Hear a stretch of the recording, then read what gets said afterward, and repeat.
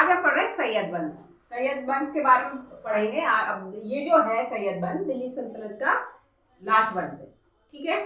इसके बारे में आज हम लोग पढ़ेंगे। सैयद वंश का जो टाइम पीरियड है 1414 से लेकर के 1451 तक है। स्थापना किसने की है? खिजिर खान ने। तैमूर लंग का सहयोग किया था इसने, किसने? खिजिर खान ने। और इसीलिए इसने अपना नया वंश स्थापित कर दिया, इसको कहते हैं सैयद वंश। लाहौर, मुल्तान और दीपालपुर की सूबेदारी इसको मिली हुई थी। रैयत आला की उपाधि इसने धारण की थी, लेकिन इसने सुल्तान की उपाधि को धारण नहीं किया था। फिर सेकंड नंबर पे आ जाता है इसी वंश का जो सेकंड शासक था मुबारक शाह। इसने अपने नाम का कुतबा पढ़वाया और अपने नाम का एक सिक्का भी चलवाया था। तारीख मुबारक शाही के लेखक सरहिंदी को इसने अपने यहाँ संरक्षण दिया था। थर्ड नंबर पे आ जाते हैं। थर्ड नंबर आपका है मोहम्मद शाह, तीसरा शासक था इसी वंश का, सैयद वंश का। 10 साल तक शासक रहा।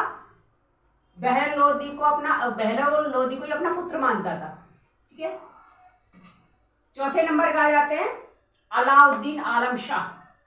बदायूं चला गया था ये, और यहीं से लोदी वंश की स्थापना हो गई थी और इनका वंश खत्म हो गया था, सैयद वंश। दिल्ली, अब ये लोदी वंश पढ़ लेते हैं, ठीक है जी। नेक्स्ट 1451 से 1526 तक दिल्ली सल्तनत का अंतिम वंश है लोदी वंश, ठीक है। प्रथम अफगानी वंश, और इसका जो पहला शासक है उसका नाम है बहलोल लोदी।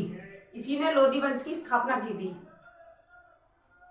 और इसकी सफलता देख लेते हैं। इसने क्या किया था? जौनपुर को दिल्ली में शामिल कर लिया था। कब? 1484 में। बहलोली सिक्के चलाए। 38 वर्ष तक शासन किया इस वंश ने, सबसे ज्यादा, ठीक है जी। और लू लगने से लेकिन इसकी मृत्यु हो गई, और यहीं पर अब इसका वंश समाप्त। और नेक्स्ट इसी का दूसरा भाई आ जाता है Sikandar Lodi. Okay, thank you.